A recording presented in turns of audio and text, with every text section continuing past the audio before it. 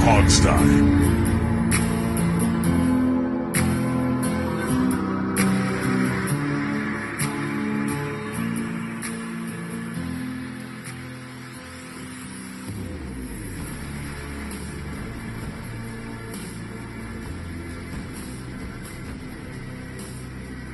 Hey out there in Hogstye Land, welcome to this week's pregame show. The Washington football team is going to be taking on the Cleveland team of football, also known as the Browns. Not named after a color, but named after a guy, a person. His name was Brown. So don't people freak out about that one too, because I'm sure that'll happen in 20 years. Calm down. It's the worst name ever. It's a terrible name. I mean, you know, it's better than football team, but not much. I listen. I don't. If anybody out there reads my stuff, if you've noticed, I don't acknowledge that name. No, I know. You noticed. I don't know if anybody else does, but somewhere in almost every column, I will strike through a bunch of names just as my little form of like silent protest about what's going on with this nickname stuff. Yes, I've seen that. I'm sure our other readers have picked up on that too.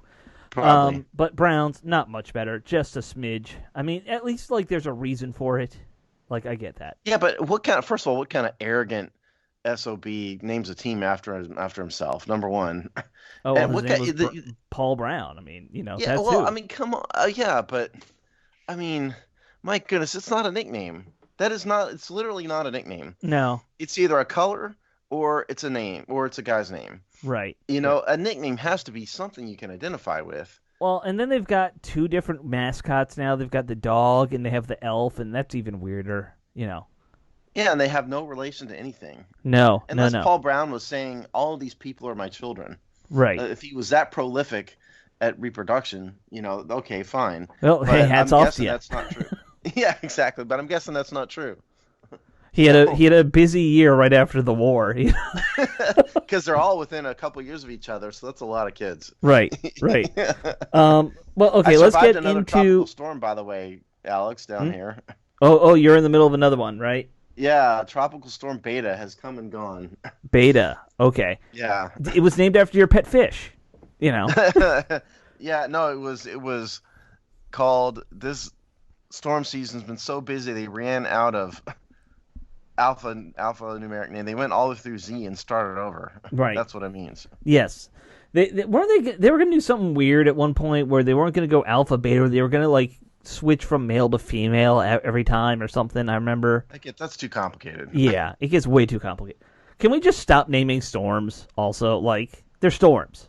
Well, not only that, but they retire the big ones. Yeah. And so eventually they're going to run out of like Q. Right. You know, or some right. name like that. Well, and X's. There's like 6 good X names. You know, like.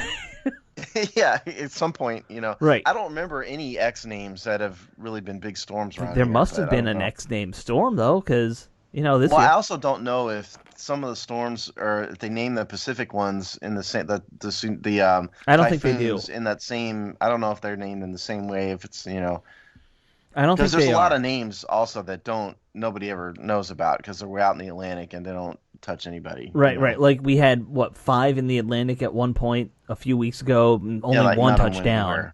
Yeah. But anyway, all right. Well, let's get into this week. Before we talk about the game itself, a little tidbit that crossed my Twitter feed and my social media feed: the TV ratings for Week 1 and Week 2 in DC for the first 2 games. I caught these. Not terrible. Ratings have been down for the NFL. They're down for the Washington team a little bit, but not as bad as the rest of the league. So in Week 1, the team got a 14.3 share, and in Week 2, a 16.5 share.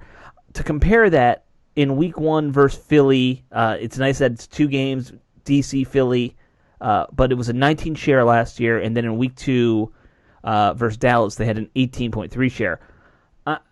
I find it interesting that the ratings went up, actually, after Week 1, but, neither's better than last year. But, again, league-wide, sports worldwide, TV ratings have been down significantly. Yeah, we've talked about this a lot Yeah, yeah. on It's Just Business, and there's many, many reasons for it. Part of it is that just there's a lot more television options, and people just aren't watching a lot Right. of networks. A part of it is the social protest stuff going on ticks people off. Part of it is there's a lot more competition in sports right now because every Right. sport is basically playing right. It's a combination of things.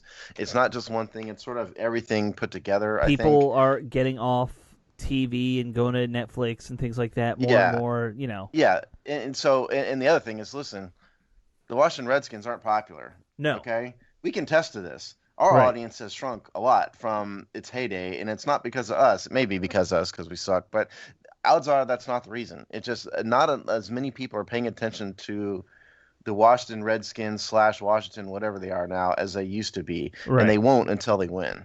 And when Right. they win, it'll come back. I think that's true. And one other tidbit, because I scan for ratings. I'm weird. Like I pay attention to that a lot for multiple, not just our team locally. I care about our team, but like if I see other news stories come across, I find it interesting. The worst one I saw, by the way, in New York and L.A., they're like in single digits for both their teams. But the Jets were getting into like the 3 to 4 range, and Isn't so that like the Golden Girls reruns territory, yeah, basically? pretty well. Okay, well, probably better than that. It's a bad basic network show. Like if you have a network show that's getting in the single digits on prime time, it might get canceled. You know, if it's a cable show, you're okay. But if you're a network show getting a 4 share, people might worry. Except the cost of this show is enormous. Right, right. And they This is can't get like rid of it either. yeah, and there's no way, and they're never getting rid of it. You know that. No. I mean, and the cost is only. That's the amazing thing. These ratings might go down. The networks will still pay a buttload of money for them in this next, bid. Because it's really not about ratings. It's more about the prestige of being Yep. able to see you're on an NFL network more than Well, anything. it hasn't it been a loss leader for networks for years. I know that's an IJB topic, but and we don't want to get too far into it, but I've always heard that it's a loss leader for I a lot of have them. we did a segment on IJB last year, maybe, about the enormous amount of money that ESPN is paying Mm-hmm. for all their products. There's a reason why they're laying everybody off at ESPN, Right, and because they're part of spending it all is their money on sports. oh my God, their contracts are just insane. Right. How much money they're paying on all this. I don't know. The only reason they are surviving is that Disney is keeping them alive. Otherwise, they would have been drawn and quartered long before now, I think. Well, that and again, we don't want to get. I've got to Yeah, it's stop. HIV. But Yeah. I'll stop. I'll stop. Well, let's get into the Okay. Browns. I don't want to go down a rabbit hole about TV ratings. That'll We'd be here an bore. hour and a half if we did that. Yes, yes, and it's mostly just us talking out of our butts. So let's get to the Browns. Speaking of, Okay. the Browns are going to be an interesting team to watch Washington play, and I'll tell you why, Steve. Their offense has probably more weapons than Arizona, who we faced last week, in my mind. But I don't think their quarterback is nearly as dangerous as Kyler Murray was, and their defense. It's almost like watching a Big 12 game. These teams don't play defense. There's a lot of Ole defenses between, like the Browns and the Bengals last week. It was kind of like they were playing flag football for a while. Kind of. Where do you want to start, with offense or defense? Let's start with their offense versus our defense, because I think Okay. that's our defense is always the more interesting matchup in my mind. Okay, so everybody understand this. This is a running team, okay? This is an old school running team. They use a fullback. They run out of a power I. Two good running backs. They rely heavily on their run game, and part of the reason they do is that Baker Mayfield sucks. Yes.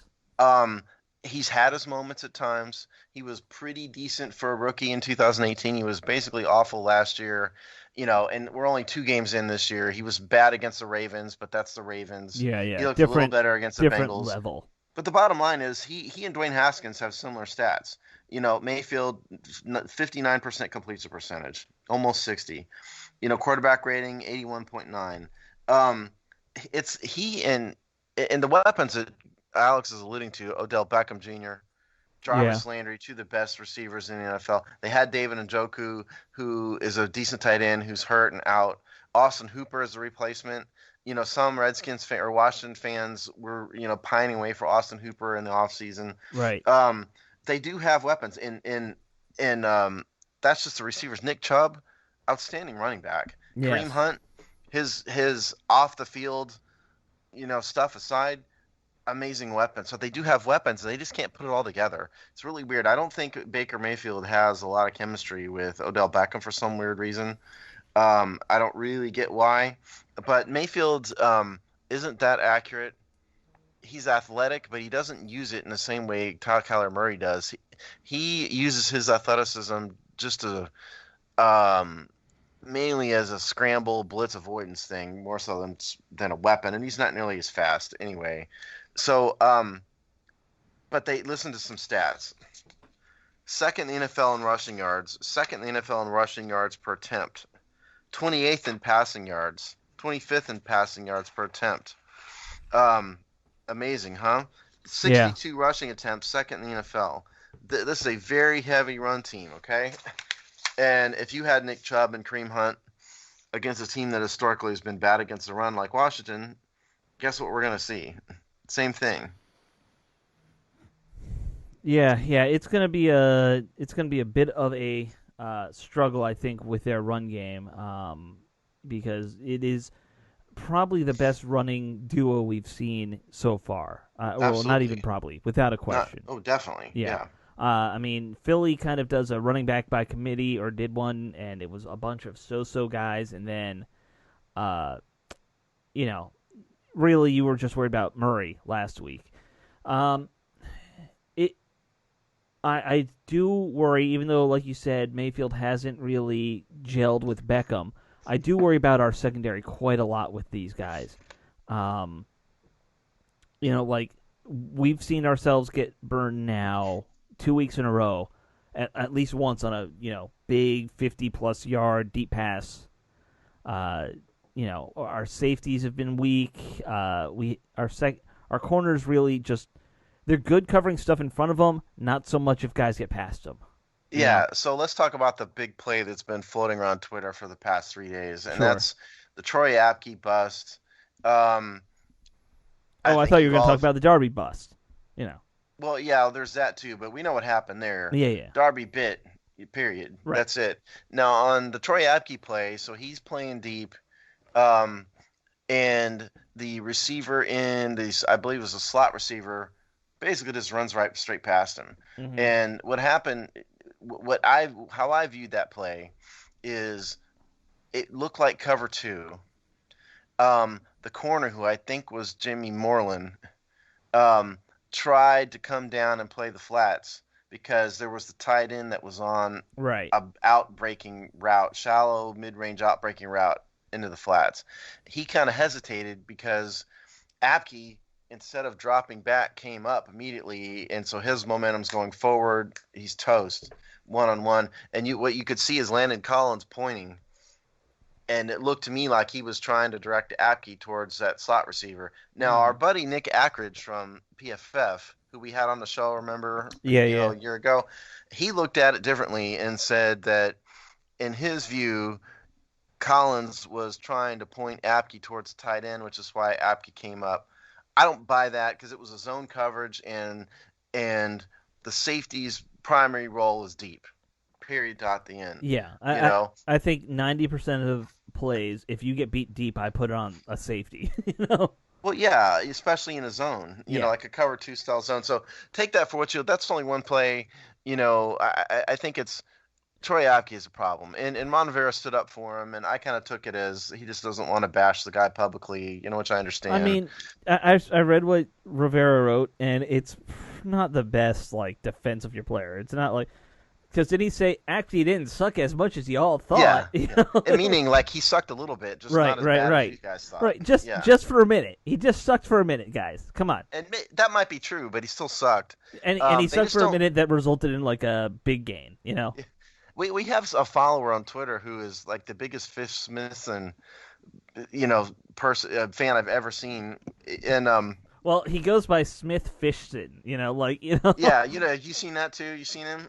I know who you're talking about, but I'm pretty sure it's just Fish on a burner account. Yeah, I can't. Yeah, maybe like Fish's brother or something. Who knows? But Yes. But I don't know if I buy into Fish Smithson specifically. But the big picture point is Troy Apke is really the only free safety on the roster. These are a bunch of strong safeties. Yeah. It doesn't really bode well for a cover three in particular. So here's the point: if Baker Mayfield has a decent day, and we'll get to the pass rush in a minute, and they have a big rushing day, which is going to open up the passing game sort of naturally.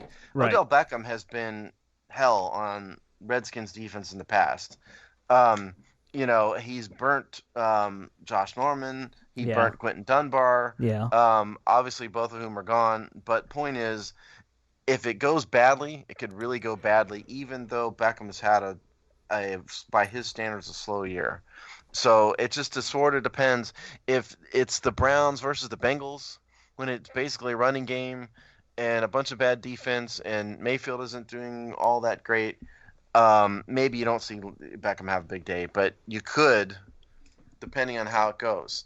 Yeah, I mean, it's going to depend on did the Browns pick up on that should be where they attack or not, in my mind. And I don't look at the Browns as some kind of greatly coached team, so you have that going for Washington. But they should.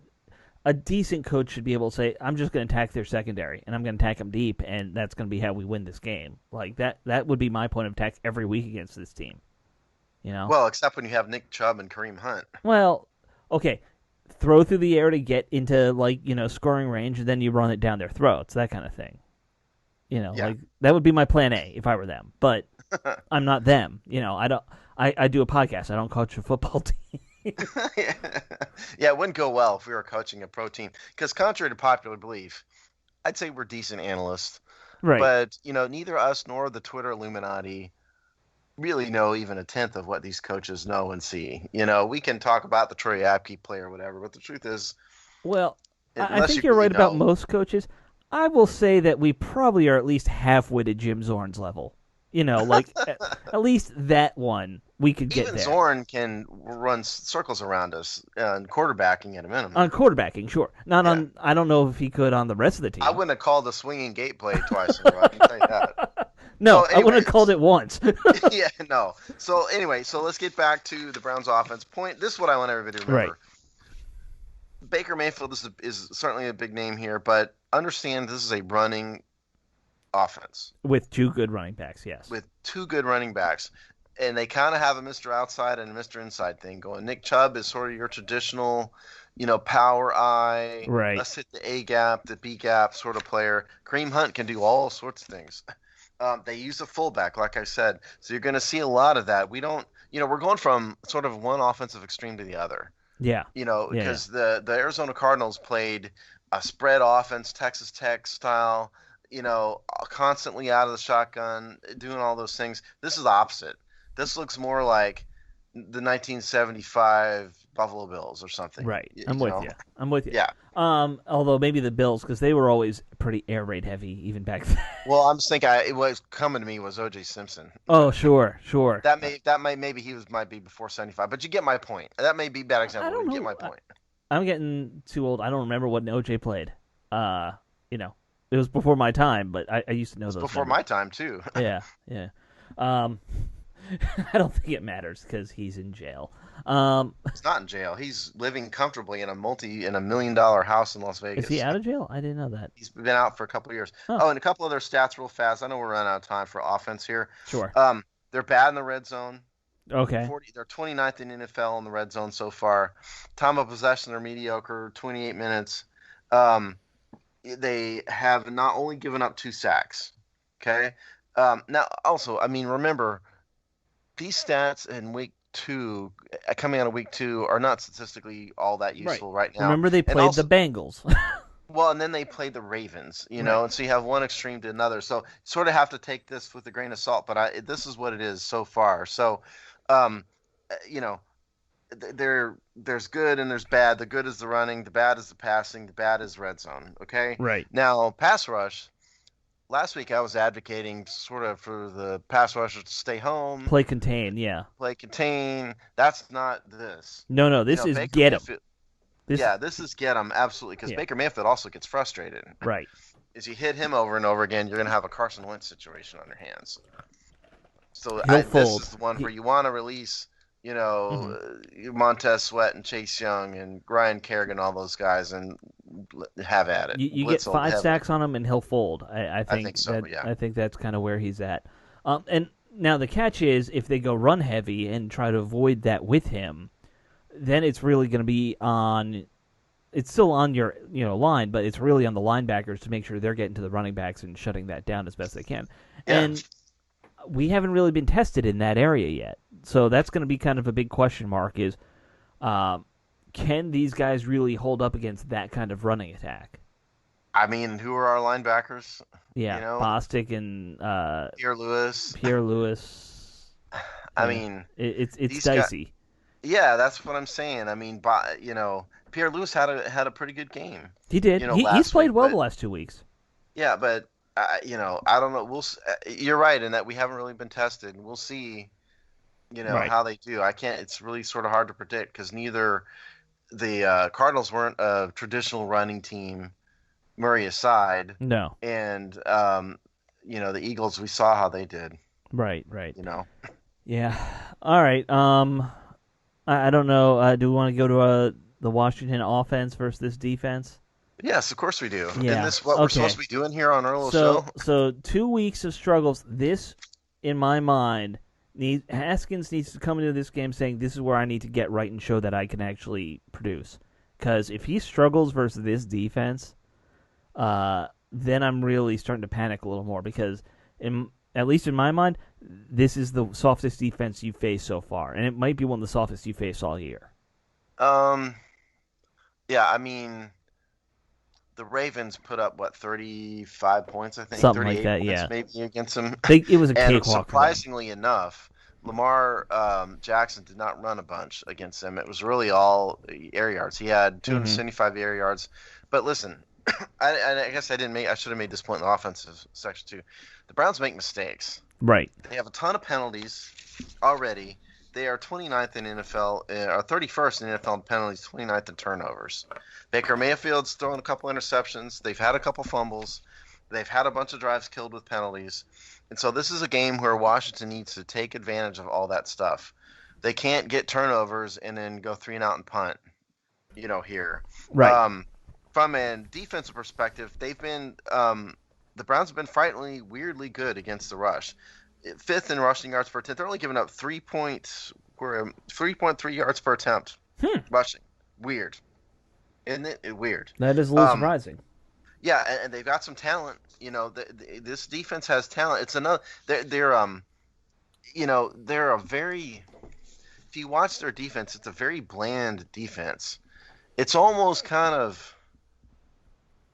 like they're almost playing a preseason. Either they're playing a preseason style of defense, or they're just not trusted, or what. They're almost always in a 4-3.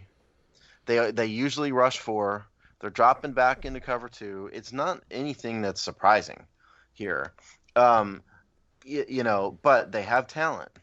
Don't sleep on these guys because they have talent. They've got Myles Garrett, Mr. Throw a helmet at a quarterback. Myles Garrett. I thought he was still suspended at this point. No, he's off the suspension. Oh, okay. That ended. They've got Olivier Vernon on the other edge. B.J. Goodson playing the mic. The backfield, Denzel Ward's a quality corner. So is Greedy Williams. So they have some talent back there. They just kind of haven't put it together, very well. Strangely, they've let 2 teams in a row run scores up on them. That's why they're 29th in points, because the Bengals put up 30 on them. Right. That was Joe Burrow, rookie Joe Burrow. So truly, I think this is more about Washington than it is Cleveland. I agree with you there. That's why I said, to me, this is Haskins has to prove he can get right, more than anything. It's not them stopping him. It's him showing something. Haskins has taken a lot of flack this week, deservedly so, I think. I don't think he's been terrible. Obviously, it was a jailbreak of sorts against Arizona. He didn't get hit a ton, but he had a ton of pressure in his face all the Right. time. And the weapons obviously just aren't there. We know that. We've been over this. Terry McLaurin's the only one. Steve Sims, nice piece, but okay. And for those of you rooting for AJG or Dontrell Inman, fine. And neither one is going to make a difference right now, okay? No. You know, uh, pick one. If you want to play the rookie, fine. It's not going to make a big difference. So all of that is working against him. But that having been said, there have been times when Haskins has taken sacks instead of getting rid of the ball. He's made strange reads. He's thrown balls high. His footwork is a mess, and has been a mess. He does not look confident. I think if you looked at how confident and clear and decisive Kyler Murray was versus how Dwayne Haskins was, it's pretty stark. So I Yes. think it's to the point where we need to see some progress from Dwayne Haskins statistically and consistently. He's got to put some long drives together because the murmurs and the voices are just going to get louder every week if we keep seeing what we've seen the past 2 weeks. Right. And what we're seeing from him numbers wise, it's like low end game manager stuff. It's Oh yeah. But the play on the field is not that, and that's what's concerning. Is his on the field play when you look at him, that's not how a game manager plays. He's playing under duress the whole time. I'm going to run some numbers by you guys to prove Alex's point. Haskins in particular, 58% completion percentage this year, 32nd in the league. Right. Okay, and there's been more than 32 quarterbacks played, but in terms of starters, basically last. 85 quarterback rating, 85.5, which is 22nd. The quarterback rating is that high only because he's not throwing interceptions, which is good, but that's the reason. Points are 24th, total yards are 31st, 31st in yards per game, 31st in passing yards, 24th in rushing yards. More importantly, 31st in rushing yards per attempt. This team is 3.3 yards per attempt. Okay? Not good. So, Haskins needs help. Yes, but help is not coming. And at some point, we're going to have to see him start to look like what the quarterback we all hope he can be. Right. I don't know what else to tell you, but it just can't keep going like this. And there not to be a riot on, the Washington Mall. No. And people are already starting to say, should they, change quarterbacks? Should, Answer to that is absolutely not. No, I know. I agree. I think you have to give him every game he's healthy enough to play. Like, if he gets hurt, he gets hurt. But, like if he's healthy through week 17, you play him all 16 games. Yeah, I mean, if it's a lost season, it's a lost season. Right. And then if that's the case, there's no reason to not play him. And if he stinks, they're going to draft Trevor Lawrence, or what's the other guys? There's 3 of them. But yeah, there's a couple good guys every year. Yeah. Point is, this is his shot, and it needs to be his shot. But these are the weeks he needs to take advantage of it. Right. The big first week of the season against the division rival, they haven't played at all. Okay, probably wasn't going to go well. Arizona, long travel, travel day. But listen, I mean, we're out of excuses with this guy. Look, when I look at what's on the schedule, the Browns, the Bengals, and 2 games against the Giants, those are all games he has to play well in. Because those are games where we should come away with a win if we play well. So, this is one of them. I don't expect you to beat the Ravens. That's fine. If we lose the Ravens, I'm just like, okay, you lost the best team in the league. Yeah. I'm not going to panic. I'd love it if they beat Dallas, but I'm also realistic. But there's 4 games here, and this is one of them where they need to put up. Yes, they do. And it starts with consistency. Right. It starts with consistency. The problem here is the Browns defense is a good rushing team, as I said. They're not giving up anything on the ground, strangely enough. That's kind of the crutch for young quarterbacks. Washington is lacking running backs. Antonio Gibson, we all like him and everything, but you see young. Flashes with him. He'll have like 2 or 3 runs where he gets 8-9 yards, and you're like, oh, there's something there. But what he's not is a consistent running back. No, he's not an every down guy. No.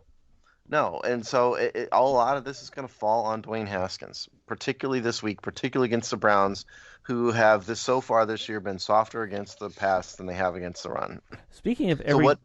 down, guys, when are we going to see Bryce Love? Just as a random, That's a good question. I mean, he's been inactive for 2 weeks in a row. like he's the one guy who you kind of hoped would take a bulk of the running load, not these I get the veterans. sense that he's not totally healthy, I do too, you know. but So yeah, what do we need to see from Haskins? What I would like to see from Dwayne Haskins, number one, Logan Thomas is tied with Terry McLaurin as the most targeted player on this team. right, They need to get away from that. Um, you need to feature Terry McLaurin more than they are. Slants. earlier You know, too, yeah, yeah. I think Dwayne Haskins is better with quick yep, tempo. Listen, pick up the tempo.